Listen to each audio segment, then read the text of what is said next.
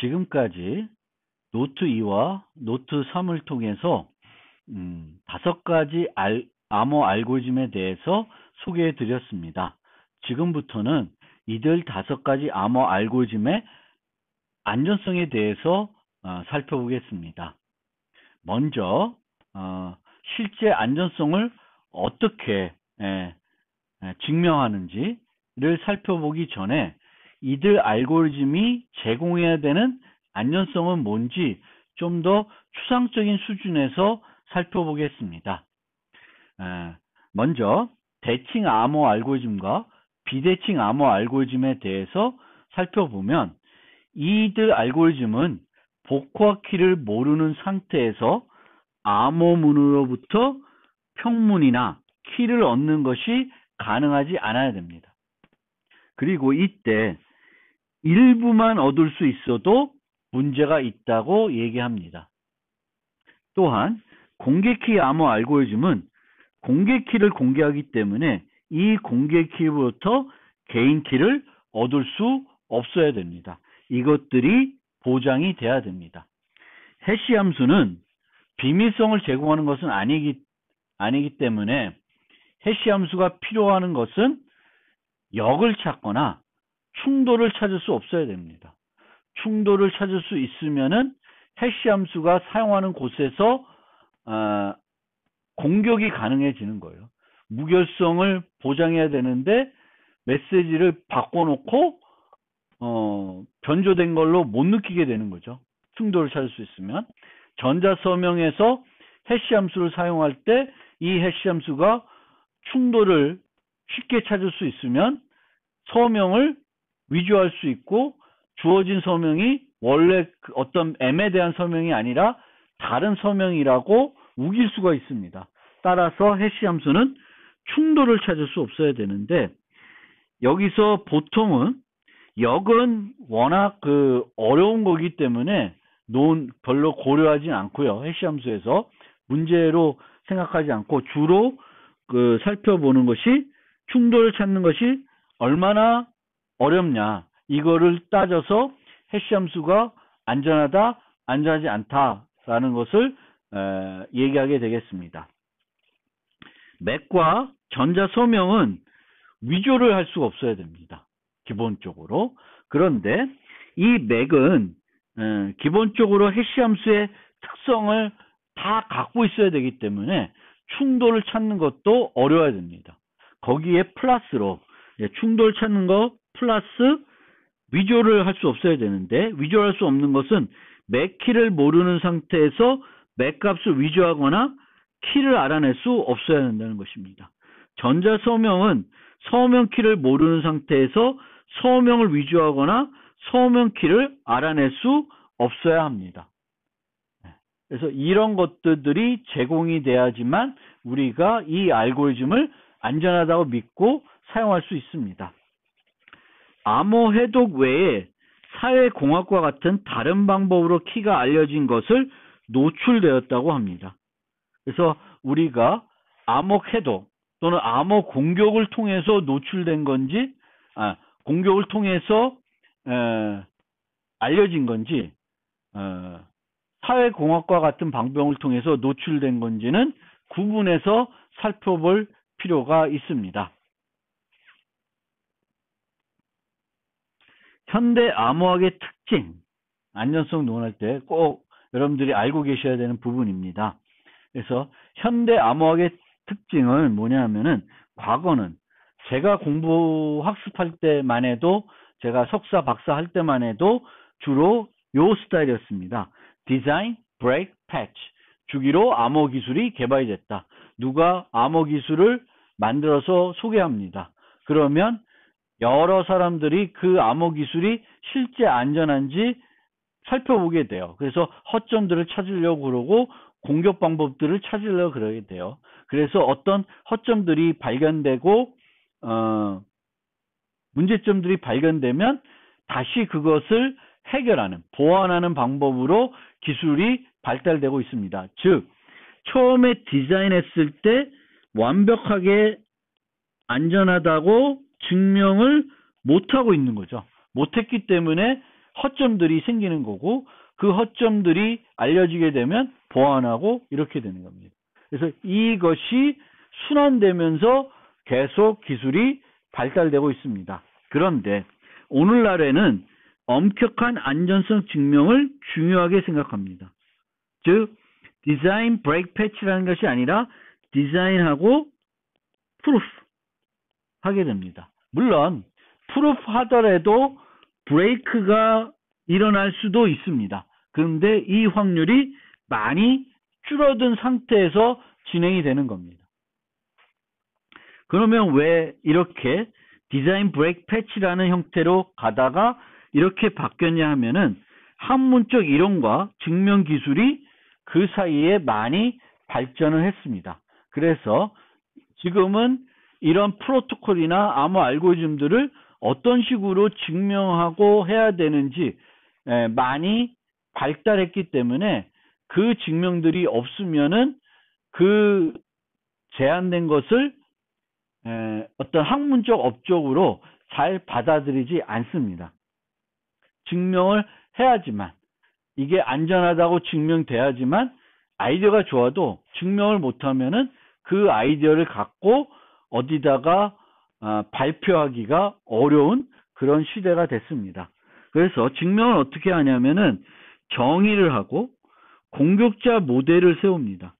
이 공격자 모델은 공격자들이 이런 능력을 갖고 있어도 브레이크할 수 없다라는 것입니다. 그리고 이제 완벽하게 증명을 못하기 때문에 일부 가정을 두는 경우가 있습니다. 이 가정 때문에 이제 브레이크가 가능한 것일 수 있습니다. 어쨌든 증명을 하고 공격자 모델을 세우고 그걸 증명하기 위한 필요한 가정이 있으면 가정을 세우고 그 다음에 rigorous한 엄격한 수학적 증명을 논리적 증명을 진행하게 됩니다. 그러면 이렇게 증명을 하게 되면 아이언클레드 개런티를 제공하냐? 아이언클레드는 뭐냐면은 2차 세계대전쯤에 나온 배입니다. 그래서 얘는 무조건 승리할 수 있다라고 되어 있기 때문에 이 배를 이용해서 전쟁을 하면 그래서 우리가 보통 아이언클레드 개런티 하면은 또는 bulletproof guarantee 이런 얘기도 해요. 총알을 뚫을 수 없다. 뭐 이런 얘기를 하는데 이거는 완벽하게 안전하다라는 거예요. 그런데 이렇게 증명을 하더라도 아까도 말씀드렸듯이 브레이크가 가능할 수 있습니다. 그것은 왜냐하면은 정의가 뭔가 문제일 수도 있고요. 가정이 잘못될 수 있고 가정이 현실과 조금 거리가 있을 수도 있습니다. 그럼에도 불구하고 안전성 증명은 매우 중요하고 이렇게 안전성 증명이 되어 있지 않은 기술들은 현재는 사용을 하지 않습니다. 왜냐하면 우리가 그런 기술들을 썼을 때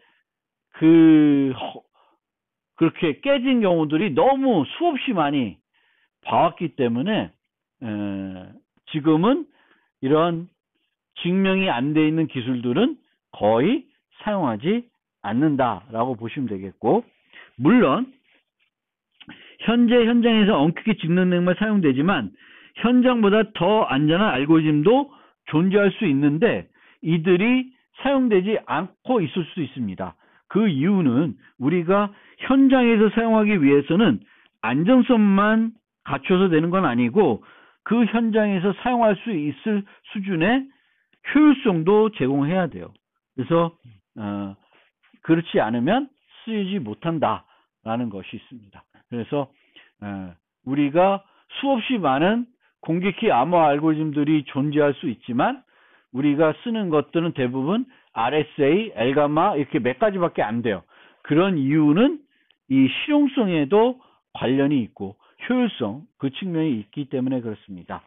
그리고 여기서 또 우리가 또 생각해 봐야 되는 게 좀 설명드렸던 양자 컴퓨팅입니다. 그래서 만약 양자 컴퓨팅이 현실화되면은 지금까지 했던 증명들, 지금까지 했던 가정들이 다 무의미해지기 때문에 이제 그것이 큰 어떤 변화가 될 것 같습니다. 그래서 이 양자 컴퓨팅이 현실화되면은 그 컴퓨팅 기술의 큰 변화, IT 기술의 큰 변화가 생길 것으로 여러분들이 인식하고 계셔야 할 것 같습니다.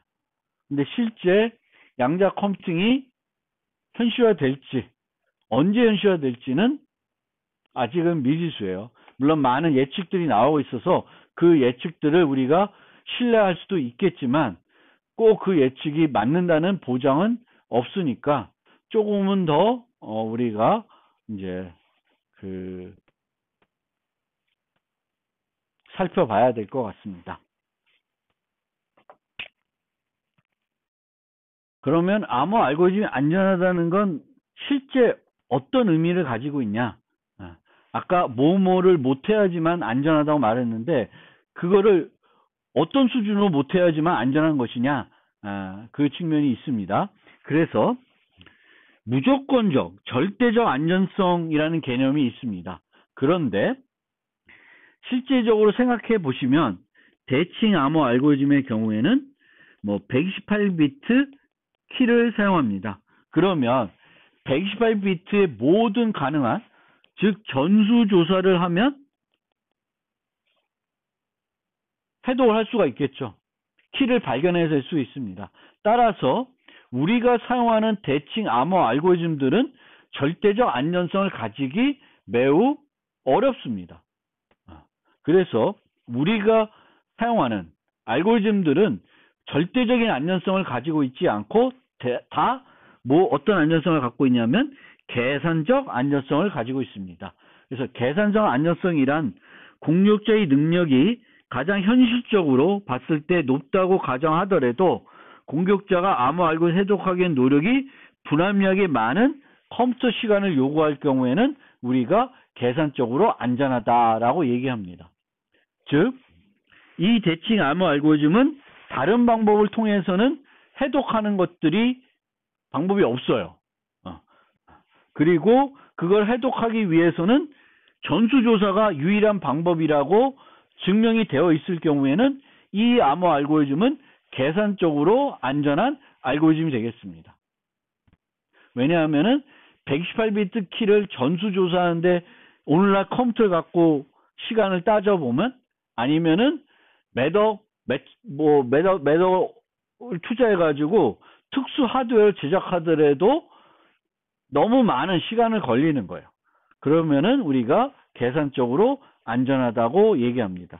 즉, 여기에 보면은 일정한 비용을 들여서 고급 하드웨어를 사용해서 컴퓨팅 환경을 만들어도 불합리하게 많은 시간을 요구해야 된다는 것입니다. 그러면 우리가 계산적으로 안전하다고 얘기합니다. 그래서 아까도 말씀드렸듯이 불가능하다고 얘기하는 것은 잘못된 얘기입니다. 뭐를 깨기가 불가능합니다. 이렇게 혹시 선전하거나 서술되어 있으면 그거는 100% 아마 보안과 관련해서는 잘못된 얘기가 있을 수 있습니다. 그리고 계산적 안전성 말고 증명 가능 안전성도 있습니다. 증명 가능 안전성은 이미 계산적으로 안전하다고 알려진 다른 문제와 등가임을 보이는 거예요. 그래서 보일 때 우리가 증명 가능 안전성을 가지고 있다고 얘기합니다. 예를 들면 RSA라고 하는 알고리즘은 인수분해 문제에 의존하고 있고요. 인수분해 문제는 MP 문제라고 알려져 있습니다. 즉 지수시간 알고리즘만 존재를 해요. 그리고 이 알고리즘에 대해서 대칭 암호 알고리즘이 그러니까 다차 시간 알고리즘이 존재하는지 알려져 있지 않습니다. 그리고 없을 것 같다고 이제 여기고 있는 거죠. 그러면은 이 RSA는 증명 가능 안전성을 가지고 있습니다. 왜냐하면은 이 RSA를 깨면 인수분해 문제를 해결할 수 있다는 것이고 이거는 불가능하다고 지금까지 알려져 있기 때문에 RSA는 안전하다라고 이렇게 얘기하는 겁니다. 그래서 이런 식으로 할 수 있는데 보통 공개키 기반 알고리즘들은 이런 증명 가능 안전성을 가지고 있습니다. 대칭 암호 알고리즘이나 해시 함수들은 계산적 안전성을 가지고 있다고 우리가 얘기를 합니다. 그런데 그러면 이 특정 알고리즘이 뭐 AES, DES, 뭐 SHA-1 이런 것들이 계산적 안전성을 가진다라고 어떻게 증명할 수 있냐? 증명하기 위해서는 이 자체 가지고는 증명할 수 없고 다른 정의가 필요합니다. 그래서 그때 쓰이는 것이 의미론적 안전성입니다. 그래서 이 의미론적 안전성은 샤논이 제의한 완벽한 안전성으로부터 이제 나온 개념입니다. 그래서 샤논이 49년도에 제언한 perfect security, 완벽한 안전성은 뭘 의미하냐를 보면 이게 확률을 이용해서 표현할 수 있습니다. 그래서 어떻게 표현되냐면 C가 주어졌을 때 조건 확률이에요. C가 주어졌을 때 그것의 평문이 M일 확률은 평문이 M일 확률과 같아야 된다라는 겁니다. 그러니까 이거를 좀 더 의미를 말로 설명드리면은 암호문을 봤을 때 이 암호문이 특정 평문이라는 것을 뭔가 연관시킬 수 있는 것이 전혀 없어야 된다는 거예요. 뭔가 C를 봤을 때 이 C는 조 M일 것 같아 라고 하면 문제가 있다는 거예요. 물론 그 M이 그럴 거라는 것이 C가 없어도 우리가 예측할 수 있다 그러면 그거는 C의 안전성하고는 별개의 문제예요. 이 메시지는 인터넷 뱅킹에서 사용하는 메시지야. 그러면은 이거는 어떤 이체하려는 금액을 암호한 것일 거야. 그러면 이거는 이 C하고는 별개의 문제죠.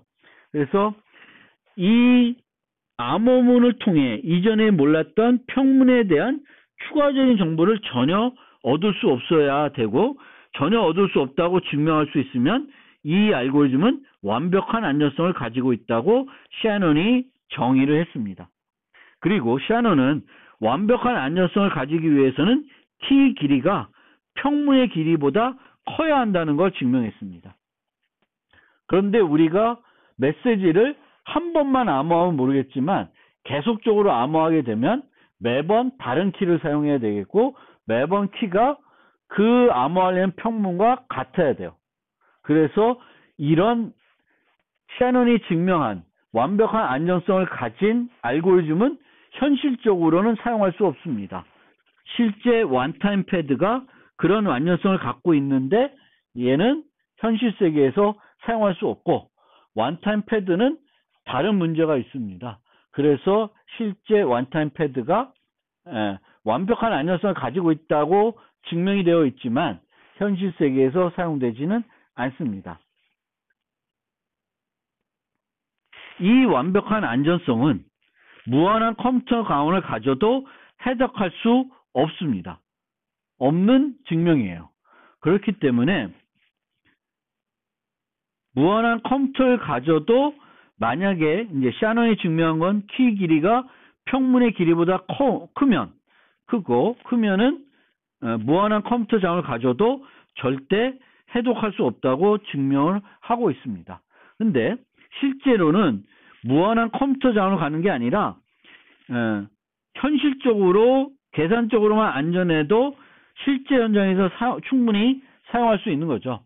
오늘날 보면은 몇십억 어떤 뭐 대기업에서 충분히 투자할 수 있는 가치에 돈을 투자해 가지고 컴퓨터를 고급 특수 하드웨어를 만들고 그 특수 하드웨어를 이용해서 요걸 공격하더라도 불합리하게 많은 시간을 요구해야지만 이제 계산적으로 안전한 것이 됩니다. 그래서 이 계산적 안전성을 증명하려고 그러면 완벽한 안전성이 필요한 것이 아니라 다른 의미가 필요해요. 그래서 그것을 우리가 어떤 말로 표현하냐면 의미론적 안전성이라고 합니다. 그래서 이 의미론적 안전성은 무한한 컴퓨터는 자원을 가지면 깨지는 거지만 무한한 컴퓨터 자원이 아니고 현실적으로 생각했을 때의 컴퓨터 자원을 생각하면은 안전한 시스템이 되겠습니다. 그래서 우리가 알고리즘이 의미론적 안전하다는 것은 계산적으로 안전하다는 걸 말하게 되겠고요. 이 의미론적인 안전성도 이 자체를 가지고는 증명하기가 어렵습니다. 그래서 추가적으로 이제 사용하는 것이 구별 불가 안전성입니다. 그래서 구별 불가 안전성은 뭐냐면은 게임을 진행하는데 이 게임에서 공격자가 승리할 확률이 무시할 수 있다. 무시할 수 있으면은 이 알고리즘은 안전하다고 말을 하는 겁니다. 그래서 이 게임을 어떻게 진행하냐면 B0인 게임과 B1인 게임으로 나눠지는데 B0 게임에서는 항상 M0를 암호하고 B1인 게임에서는 항상 M1을 암호합니다. 그런데 이 애드버서리는 이 알고리즘을 이 게임을 참여해도 내가 어떤 게임에 지금 참여하고 있는지 알 수 없는 거예요. 그러면은 이 알고리즘은 안전한 것이 되겠죠. 어떤 거에 참여하는지 모르고 답을 맞출 확률이 50%를 넘지 않으면은 이제 50%이거나 넘는데 무시할 수 있는 수준이면은 이 알고리즘은 이제 구별 불가 안전성을 가지고 있고 그렇게 다른 말로 의미론적 안전성, 계산적으로 안전하다고 얘기하게 되겠습니다. 그래서 이 게임을 간단히 설명드리면 애드버서리는 길이가 같은 두 개의 메시지를 만든 다음에 챌린저한테 줘요. 그럼 챌린저는 키를 하나 만들어서 얘는 이제 대칭 암호 알고리즘에 대한 예예요. 두 개의 메시지를 암호한 다음에 둘 중에 하나를 줍니다. 그러면 이 애드버서리는 이 CB가 M0를 암호한 건지 M1을 암호한 건지 맞추는 거예요. 그래서 이 CB가 뭔지 맞추는 게임인데 M0 아니면 M1을 암호화했으니까 얘 맞출 확률은 50%죠. 기본적으로 50%는 맞힐 수가 있습니다. 그런데 우리가 수학적으로 분석해 봤더니 얘의 확률이 50%보다 뭐 2의 32승 2분의 1 정도로는 더 맞출 확률이 있더라. 근데 이 정도면 우리는 무시할 수 있는 확률이기 때문에 안전하다. 뭐 이렇게 얘기를 하고 있습니다. 그래서 이런 식으로 우리는 암호 알고리즘 안전성을 증명하고 있습니다. 그리고 이 안전성을 증명할 때 이 측면에서는 이 알고리즘이 그냥 나중에 말씀드린 수동 공격에 대한 안전성을 논할 때 이런 꼭 수동 공격만은 아니겠군요. 그런데 암호 알고리즘들은 이렇게 복호할 수 있는지 없는지 이 메시지가 뭔지 M인지 뭐 다른 건지 이를 알아낼 수 있는 것도 문제가 되지만 다른 것도 이제 문제가 될 수 있습니다. 특히 뭘 우리가 꼭 생각해야 되냐면 암호 알고리즘 안전성을 논할 때 NM 특성입니다. NM 특성.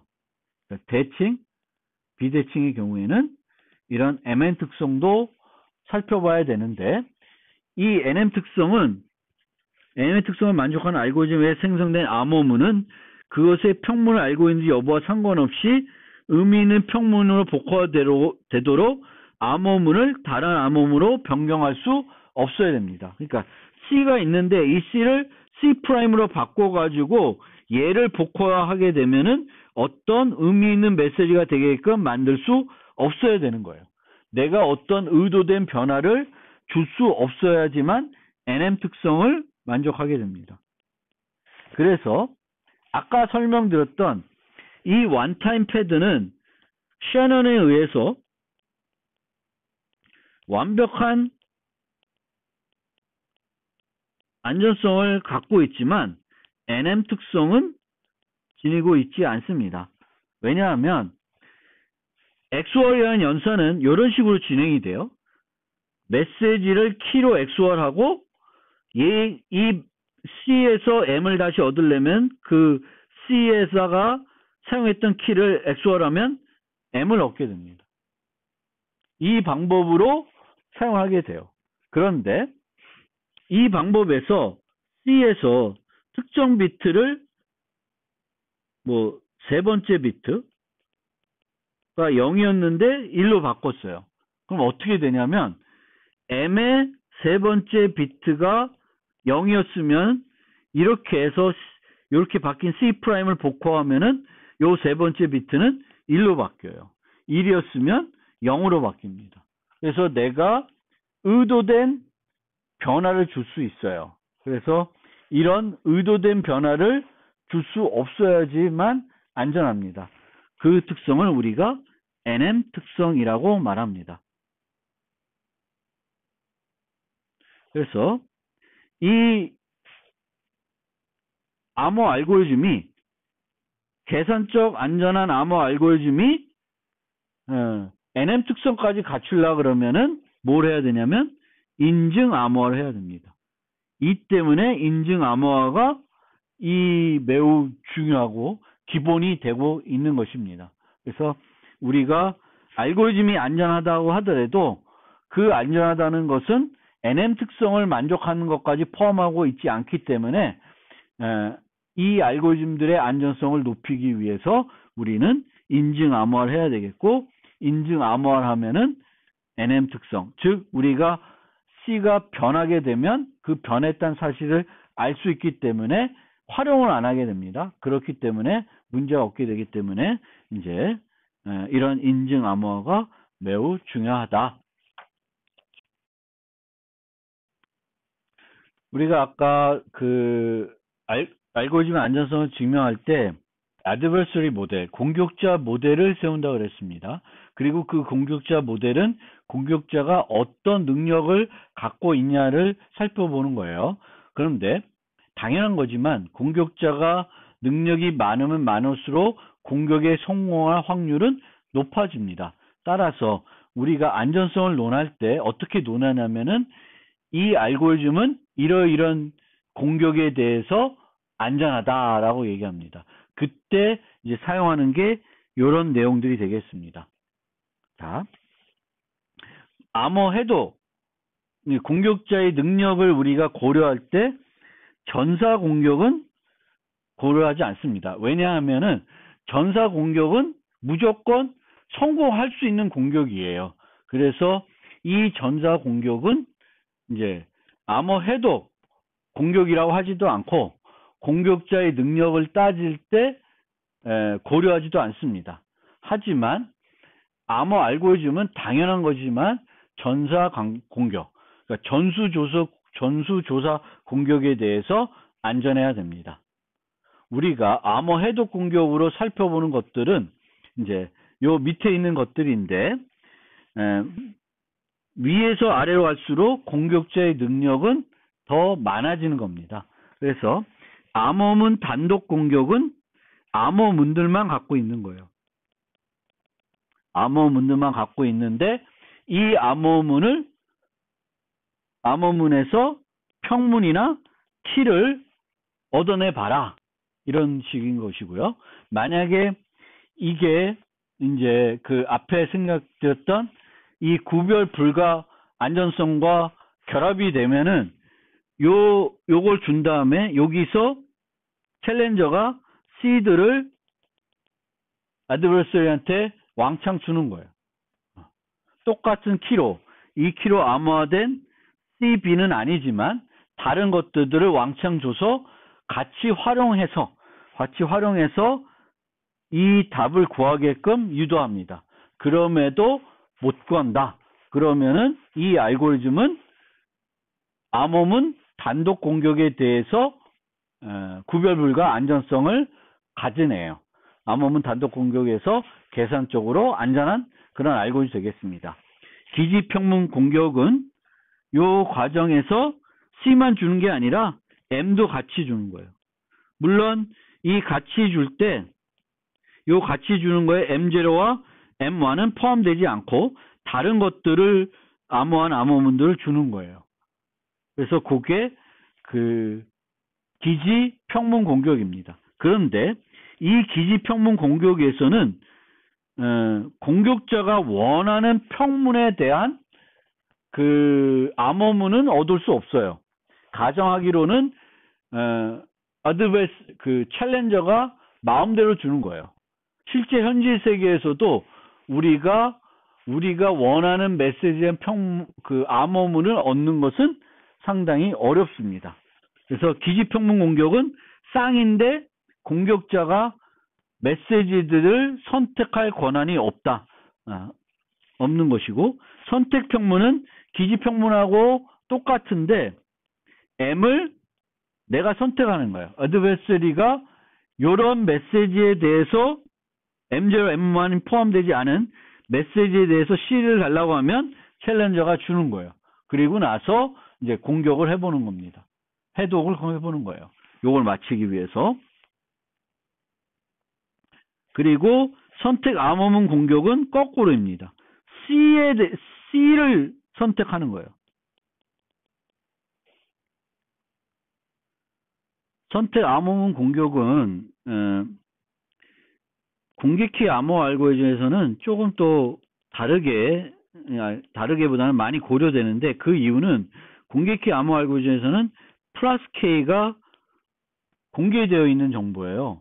따라서 얼마든지 이미의 메시지들을 플러스 K로 공격자는 암호해 볼 수 있습니다. 그러니까 선택 평문 공격이 당연히 가능한 환경이 되는 거죠. 그 공격키 암호 알고리즘은. 따라서 이 공격키 암호 알고리즘에 대한 안전성을 논할 때는 얘보다는 얘를 더 고려합니다. 왜냐하면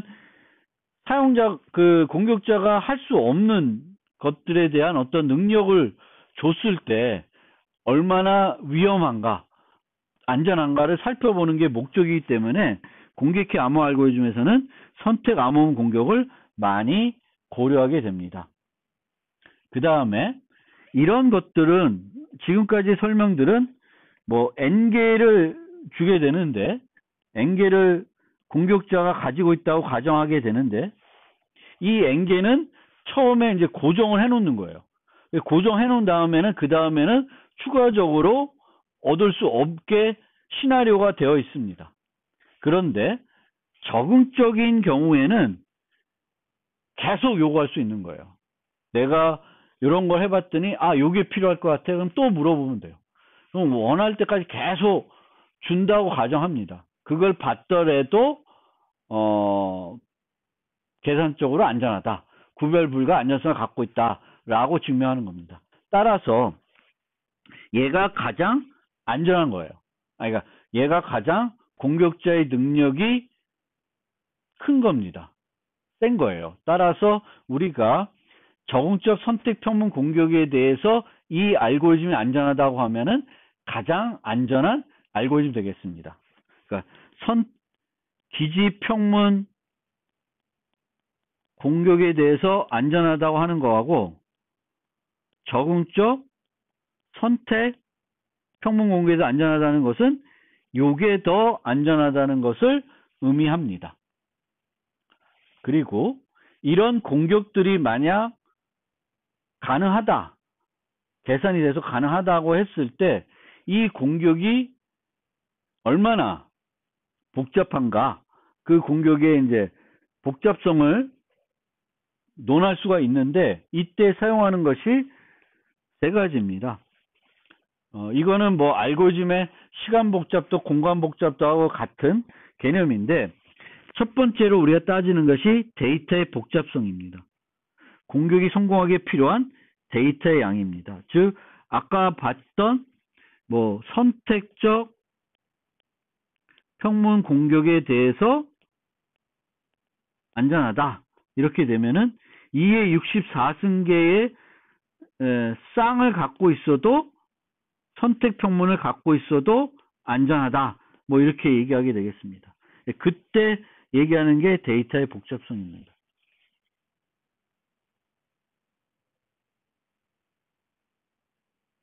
때 안전성의 확률이 얼마다 뭐 이렇게 논의하게 되겠고, 아니면 이의 맥승계의 쌍이 있어야지만 복화가 할 수 있다 뭐 이렇게 될 수도 있고요. 그렇게 되면 이제 그것을 확보하는 게 불가능하니까 안전하게 되는 겁니다. 그 다음에 처리 복잡성, 공격에 성공하기 필요한 시간입니다. 이거는 뭐 시간 복잡도이니까 이제 그렇게 생각하시면 되겠고, 또 이제 공격과 같은 경우에, 실제 공격과 같은 경우에는 프리컴퓨테이션이라는 개념도 있습니다. 그래서 옛날 2G 이동 통신에서는 2개월 동안 2TB의 데이터를 생성한 후에 이걸 이용해서 실제 계산은 몇 초 내에 계산을 했습니다. 그러니까 실제 데이터만 확보되면은 몇 초 내에 계산하는 거죠. 근데 이 데이터를 실제 확보하려면 실제 데이터들이 왔다 갔다 하는 걸 수집해야 되니까 2개월 걸린 거예요. 근데 2개월에서 2TB를 확보했더니 몇 초 내에 깨졌다. 그럼 이거는 심각한 문제가 있는 거죠. 그리고 이제 이거는 공간 복잡도, 알고리즘 공간 복잡도라고 생각하시면 되겠습니다. 그리고 그렇게 공격에 만약 성공을 했다. 그러면 이 성공한 수준이 뭐냐를 논할 때는 이렇게 4가지 수준으로 구분합니다. 완전 성공은 키를 발견한 경우라고 되겠습니다. 그러니까 완벽하게 깨진 경우라고 생각하시면 돼요. 광역 성공도 마찬가지입니다. 그런데 조금 다른 것은 우리가 대칭 암호 알고리즘이나 공격키 암호 알고리즘의 경우에는 키가 발견된 경우고요. 완전 성공은. 광역 성공은 키를 발견하지 못했지만 키가 없어도 필요한 일을 다 할 수 있다. 그러면 광역 성공했다고 얘기합니다. 인슨 성공은 어떠한 암호문의 평문을 얻어내거나 일부 형태의 서명만 위조할 수 있는 경우에는 인슨 성공이라고 합니다. 그리고 이 인슨 성공은 위조의 경우에는 2가지로 구분해서 얘기하는데, 선택적 위조, 존재 위조로 구분하게 됩니다. 선택적 위조는 특정한 종류의 메시지에 대해서만 위조할 수 있는 경우를 우리가 selective forgery라고 그래요. 그래서 뭐 예를 들면 100보다 작은 값들에 대해서는 위조할 수 있다. 그러면 그건 선택적 위조인 거죠. 존재 위조는 했는데 임의의 어떤 값에 대해서만 위조하는데 성공을 한 거예요. 그래서 그런 경우에를 accidental forgery라고 합니다. 어떤 선택권도 없는 경우. 그 다음에 정보 추출은 암호로부터 평문의 일부나 암호 키와 관련된 정보를 얻어내거나 위조할 서명의 일부 값들을 얻어냈으면 정보 추출. 그러니까 부분적 성공이 되는 거죠. 그래서 부분적 성공도 이제 이 암호 기술에서는 큰 문제가 될 수 있습니다. 그리고 이 암호 알고리즘 안전성을 논할 때 빼지 않고 꼭 설명드려야 될 부분이 부채널 공격입니다. 그래서 부채널 공격은 우리가 생각하지 못했던 방법을 이용해 가지고 공격하는 것을 얘기하는 거고요. 특히 뭐냐면은 알고리즘의 입력과 출력 외에 다른 정보를 이용하게 되면은 부채널 공격이라고 합니다. 그래서 아까 우리가 살펴봤던 안전성 논하는 것은 메시지, 그것의 암호문 이런 것들을 공격자가 갖고 있으면은 이것을 해독할 수 있는지 없는지 따졌는데, 부채널에서는 이런 메시지와 암호문 외에 다른 정보를 이용하는 거예요. 예를 들어서 시간 정보 또는 전력 소비, 즉 입력이 주어졌을 때 그 출력이 계산되는데 소요되는 시간을 측정하는 거예요. 그러면 입력에 따라서 출력 시간이 다르면 어떤 키를 사용했는지 예측이 되는 겁니다. 그래서 우리가 시간을 계속 재고 있는 거예요. 특정한 키를 사용하고 있는 소프트웨어나 프로세서의 시간을 재서 계속 거기에 들어간 데이터들을 보고 출력을 보면서 재는 거죠. 그 다음에는 시간을 보는 게 아니라 전력 소비나 아니면 그 CPU나 그 하드웨어가 발생하는 열을 측정하는 거예요. 즉 입력에 따라서 출력을 계산하기 위해 소요되는 전력이나 열을 재가지고 키를 추측해내는 겁니다. 그거를 우리가 부채널입니다. 부채널 공격이라고 하고, 또 여기에 인공지능 기술까지 집어넣어서 이 분석들을 좀 더 빠르게 할 수 있는 그런 기술들도 나오고 있습니다. 그러니까 인공지능 기술을 요 부채널 공격에 활용하는, 이 정보들을 분석하는데 활용하고 있다라는 것입니다. 그래서 방어하는 방법으로는 부채널로 노출되는 정보를 얻을 수 없도록 만드는 거예요. 그러니까 접근을 못하게 만드는 거죠. 근데 공격자들이 합법적인 사용자가 될 수 있기 때문에 합법적인 기기를 얻어서 내가 거기에 서비스를 참여한다 그러면은 이거를 얻게 하는 게 어려울 수 있습니다. 그러면 어떻게 되냐면 그 하드웨어들이 그 내보내는 부채널로 활용할 수 있는 정보들을 얻지 못하게 만들어야 되는 거죠. 그래서 많이 사용하는 게 일부러 시간 딜레이를 집어넣어서 어떤 입력이 들어와도 늘 똑같은 시간에 출력이 나오게끔 만드는 방법이 있고요. 또 전력 같은 경우에는 어떤 입력이 들어와도 동일한 전력을 쓰게끔 만드는 거예요. 그런 기술들이 이제 사용이 됩니다. 그리고 이 부채널 공격의 핵심적인 교훈은 공격의 루트는 매우 다양하다라는 거고요. 함부로 우리가 이런 암호 알고리즘들을 구현해서 사용하면 안 된다. 이런 부채널 공격도 가능하지 않도록 우리가 만들어서 써야 되기 때문에 함부로 비전문가가 만드는 것이 아니라 전문가들이 이런 보안도 고려해서 만든 것들을 사용해야 된다. 칩도 그렇고 하드웨어도 그렇고 소프트웨어도 그렇습니다. 머지않아 이제 양자 컴퓨팅이 현실화될지도 모르는데요. 만약 양자 컴퓨팅이 현실화되면 이 우리가 살펴본 이 암호 알고리즘 안전성에 어떤 영향을 주는지 설명해 드리겠습니다. 물론 아직 양자 컴퓨팅이 현실화되어 있지는 않습니다. 그런데 뭐 10년 뒤에는 현실화될 거다. 뭐 이런 얘기들도 나오고 있고요. 그거는 이제 여러분들이 한번 매체나 이런 데 살펴보시면 좋을 것 같습니다. 그런데 만약 양자 컴퓨팅이 현실화되면 아까도 설명드렸듯이 컴퓨팅 환경에 많은 변화를 줄 겁니다. 그리고 이 양자 컴퓨팅은 아직 현실화되어 있지 않지만 양자 컴퓨팅 원리에 대해서는 오래전부터 이해하고 있습니다. 그리고 그런 원리를 바탕으로 그 양자 컴퓨팅에 동작할 알고리즘들도 개발이 되어 있습니다. 그리고 이와 관련된 알고리즘의 가장 중요한 두 가지 알고리즘은 글로벌 알고리즘과 슈어 알고리즘입니다.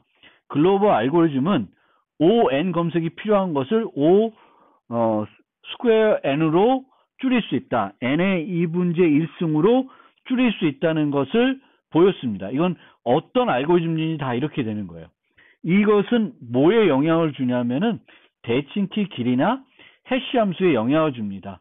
따라서 양자 컴퓨팅이 현실화되면 대칭키의 길이를 지금보다는 2배로 확대해야 됩니다. 그리고 그 해시의 강한 충돌의 경우에는 양자 컴퓨팅을 이용하면은 이 정도로 줄어든다 그래요. 강한 충돌. 그래서 3배로 늘리는 필요합니다. 그래서 이런 것 때문에 그 대칭 암호 알고리즘과 해시 함수는 그 해시 값의 길이나 키의 길이를 늘리면 그래도 여전히 사용할 수 있습니다.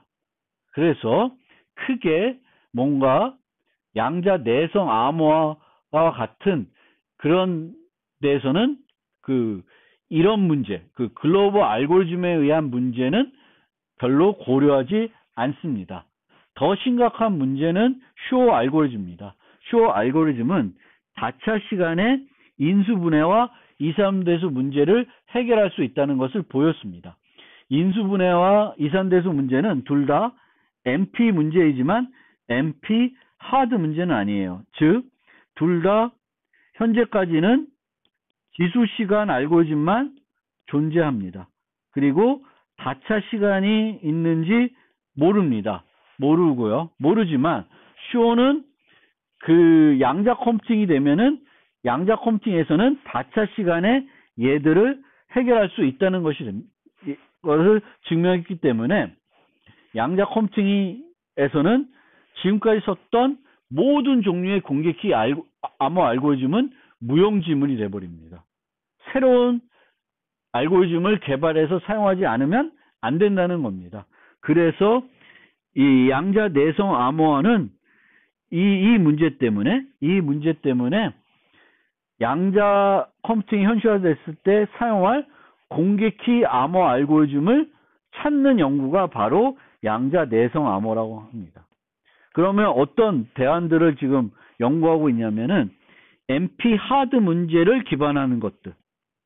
그러니까 그 얘기는 뭐냐면은 NP 하드 문제는 여전히 양자 컴퓨팅에서도 NP 하드예요. 그러니까 이 알고리즘에 의해서 NP 하드 문제들이 다차 시간에 해결할 수 있다는 걸 보이진 않은 거예요. 만약 인수분해 문제가 NP 하드 문제였으면은 모든 TSP 포함한 모든 NP 하드 문제들을 다차 시간에 해결할 수 있겠죠. 근데 그건 아니에요. 인수분해와 이산대수 문제만 그것과 리덕션 할 수 있는 문제들만 이제 다차 시간에 해결할 수 있다는 것이기 때문에 나머지 NP 하드 문제들은 여전히 어려운 문제들이에요. 그래서 이걸 이용한 공개키 암호 알고리즘들을 연구하고 있고요. 특히 라티스 기반한 것들에 대해서 연구를 하고 있습니다. 또 하나의 대응으로는 해시 함수를 기반한 공개키 암호 알고리즘을 생각하고 있습니다. 해시 함수는 아까도 말했듯이 해시 값의 길이만 늘리면 언제든지 사용할 수 있는 함수이기 때문에 이들을 이용한 공개키 암호 알고리즘을 만들려는 노력을 하고 있습니다. 이 부분에 대해서는 10장에서 잠깐 소개를 해드리겠습니다. 이걸로 세 번째 노트에 대한 설명을 마무리하겠습니다.